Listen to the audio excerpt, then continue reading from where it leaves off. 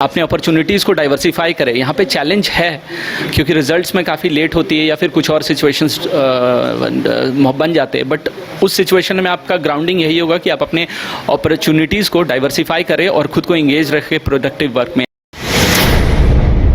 Initial preparation था UPSC का, वही यूज़ हुआ, बस इसमें यहाँ के जो झारखंड स्पेसिफिक कंटेंट होते हैं उसको ऐड किए हैं। कंसिस्टेंट रहना, कि आप कंसिस्टेंट हैं तो you will eventually find your ways to the success.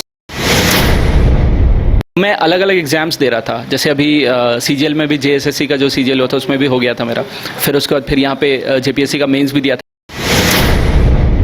जब आप कुछ सपना देखते हैं और वो जब सपना पूरा हो जाता है तो एक अलग ही सुकून मिलता है। हम बात कर रहे हैं रोशन कुमार दिव्यांशु की, जिन्होंने जेपीएससी में 128वीं रैंक लाया है और अब हमारे साथ हैं बात करने के लिए। सबसे पहले तो बहुत बहुत बधाई हो आपको। थैंक यू भैया। लगातार आंदोलन करते हुए हमने देखा, आपको तैयारी भी करते हुए देखा है, अब सफलता मिली है, कैसा लग रहा है? काफ़ी अच्छा लग रहा है, एक सेंस ऑफ रिलीफ है कि आफ्टर इतने पीरियड के बाद एक रिज़ल्ट आ गई है पॉजिटिव, तो हम लोग काफ़ी खुश हैं।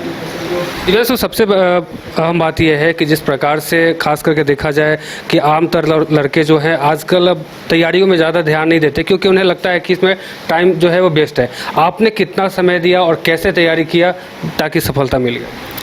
इनिशियली मैं बीटेक किया हूँ मैकेनिकल इंजीनियरिंग वीआईटी सिंदरी से। उसके बाद मेरा वहाँ पे एक रोटरी विंग थी सोशल सर्विस के लिए, तो उसमें मैं सेक्रेटरी था, तो उसमें मेरा थोड़ा सोशल सर्विस के लिए एक्सपोजर मिला, तो वहाँ के थ्रू फिर मैं सिविल सर्विसेज की तरफ इंक्लाइंड हुआ। तो फिर सिविल सर्विसेज के प्रिपरेशन के लिए मैं कॉलेज से ही फिर दिल्ली चला गया।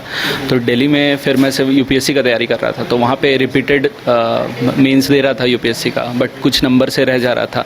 तो फाइनली फिर मैं सोचा कि अभी झारखंड में काफ़ी दिनों के बाद एक अपॉर्चुनिटी आई थी, तो मैं सोचा कि एक बार फर्स्ट यहाँ पे कुछ अपना होम स्टेट है तो यहाँ एक सिक्योर कर लेता हूँ। तो फिर मैं स्विच किया जेपीएससी की तरफ, और फिर मेरे जो इनिशियल प्रिपरेशन के जो यूपीएससी प्रिपरेशन के नॉलेज थी उसी को मोल्ड करके और जेपीएससी के डिमांड के अकॉर्डिंग यहाँ पे कॉन्टेक्स्ट समझ के उसके अकॉर्डिंग उसको यूज़ करके फाइनली उसको इम्प्लीमेंट किया। तो लार्जली जो मेरा जो इनिशियल प्रिपरेशन था यूपीएससी का वही यूज़ हुआ, बस इसमें यहाँ के जो झारखंड स्पेसिफिक कॉन्टेंट होते हैं उसको ऐड किए और फाइनली वो।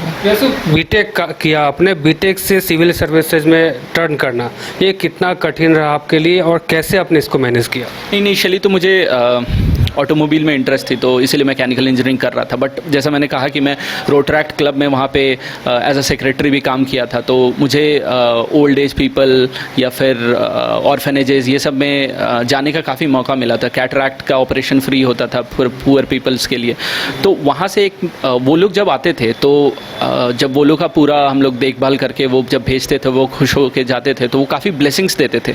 तो वो एक सेंस ऑफ बहुत सेटिस्फैक्शन देती थी, उन लोग के चेहरे में जो चमक होती थी या फिर जिस टाइप का वो ब्लेसिंग्स देते थे कि बोलते थे कि जितना वो लोग के घर पे केयरिंग नहीं हो रहा उतना केयरिंग हम लोग उनको प्रोवाइड किए, तो वो अलग एक सेटिस्फैक्शन डिराइव करता है बियॉन्ड आपके प्रोफेशनल जो वर्क होते हैं या फिर पैसे जो भी आप रेम्यूनरेशन अर्न करते हैं उससे बियॉन्ड है ये चीज़ें।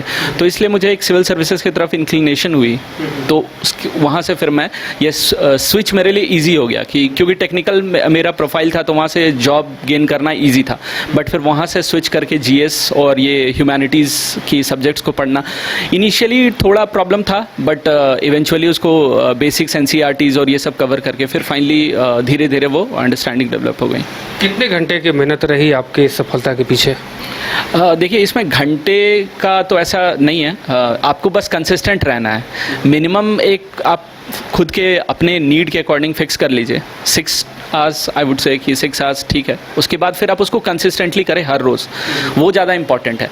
और अगर आप हर रोज़ कंसिस्टेंट हैं तो इवेंचुअली आप स्ट्रैटेजी भी अपना खुद बना लेंगे, आपका पाथ भी खुद डिराइव कर लेंगे और कैसे आपको प्रोसीड करना है वो सब समझ में आ जाएगा। द मेन थिंग इज़ कि कंसिस्टेंट रहना, कि आप कंसिस्टेंट हैं तो you will eventually find your ways to the success. जब आपने तैयारी कर रहा होगा तो आपने बहुत सारी चीज़ें मन में बना के रखी होगी कि जब मेरा हो जाएगा तो हम ऐसे काम करेंगे वैसे काम करेंगे, तो आपने क्या सोच के रखा कि अब कैसे काम करना है? एक तो मैं सोचता हूँ कि गवर्नमेंट ऑफिशियल्स को थोड़ा एम्पैथेटिक होना चाहिए और प्रोएक्टिव होना चाहिए। अगर कोई आपके पास किसी ग्रीवेंस लेकर आए हैं तो आप उसे उसी उसके व्यू पॉइंट से आप समझने का कोशिश करें, तुरंत उसे डिस्क्रेडिट या फिर वापस ना भेजें। तो मेरे तरफ से यही होगा कि मैं उनके व्यू पॉइंट से जानना समझना चाहूँगा कि क्या उनकी ग्रीवेंसेस है और उसको प्रोएक्टिवली सॉल्व करने का कोशिश करूँगा। दिव्यांशु, मैंने आपको सड़कों पे भी आंदोलन करते हुए देखा है, चाहे रिजल्ट को लेकर के हो या फिर बाद में इंटरव्यू के बाद भी आपको रिजल्ट देखा आंदोलन करते हुए, और कहीं ना कहीं एक पेशेंस लेवल जो आपका मुझे लो दिख रहा था, क्योंकि काफ़ी समय हो चुका था एग्ज़ाम के बाद रिजल्ट के बीच में जो दरमियान जो टाइम है वो काफ़ी हो चुकी थी। उस बीच आपने अपने आप को कैसे कह सकते हैं कि मतलब बरकरार रखा? ऐसे और भी कई छात्र हैं जो तैयारी कर रहे हैं लेकिन रिजल्ट का इंतज़ार कर रहे हैं, कोई एग्ज़ाम का तैयारी का मतलब एग्ज़ाम का इंतज़ार कर रहा है, तो ऐसे लोगों के लिए क्या कुछ कहेंगे आप? मेरा पर्सनल तो एक स्ट्रैटेजी था कि खाली आइडल बैठना ये सही नहीं है, एटलीस्ट इस पॉइंट ऑफ टाइम पे। तो मैं अलग अलग एग्ज़ाम्स दे रहा था, जैसे अभी सीजीएल में भी जेएसएससी का जो सीजीएल हुआ था उसमें भी हो गया था मेरा, फिर उसके बाद फिर यहाँ पे जेपीएससी का मेंस भी दिया था, फिर सीडीपीओ का भी मेंस दिया था, उसके बाद फिर एसीएफ और रेंजर की भी एग्ज़ाम हुई थी झारखंड में, तो उसका भी प्री मैंने साइमल्टेनियसली, मेरा नंबर सफिशिएंट था कि उसमें भी क्लियर हो जाएगा, और बाकी मैं बिहार का भी एग्ज़ाम्स दिया था मेंस। तो मैं अलग अलग जो एग्ज़ाम्स अपॉर्चुनिटीज़ आ रही थी, अभी फिर यूपीएससी का भी होने वाला था शेड्यूल, तो मैं वापस उसी ट्रैक पे जा रहा था। तो मेरा सजेशन यही रहेगा कि आप आइडल ना बैठे, आप अपने अपॉर्चुनिटीज़ को डाइवर्सिफाई करें। यहाँ पे चैलेंज है क्योंकि रिजल्ट्स में काफ़ी लेट होती है या फिर कुछ और सिचुएशंस बन जाते हैं, बट उस सिचुएशन में आपका ग्राउंडिंग यही होगा कि आप अपने अपॉर्चुनिटीज़ को डाइवर्सिफाई करें और खुद को इंगेज रखें प्रोडक्टिव वर्क में। हाँ, और साइमल्टेनियसली जैसे आप कह रहे थे, तो वो थोड़ा बहुत जितना हो सकता है हम लोग के कैपेबिलिटी में था वो हम लोग किए। फिर दोस्तों, आजकल के युवा बहुत जल्द डिप्रेस्ड हो जाते हैं, सफलता नहीं मिलती है उसके पीछे, या फिर कहीं ना कहीं घर वालों का प्रेशर रहता है, शादी ब्याह, बहुत सारी ऐसी चीज़ें। आपको इन सब तमाम चीज़ों से आपको भी जूझना पड़ा? नहीं, तो इसमें मेरी फैमिली काफ़ी सपोर्टिव थी। मेरे पापा मम्मी, मेरी बहन, 2 बहनें हैं वो, और मेरे नाना नानी और मामा, ये लोग हैं जो कांस्टेंट सपोर्ट करते रहे मुझे।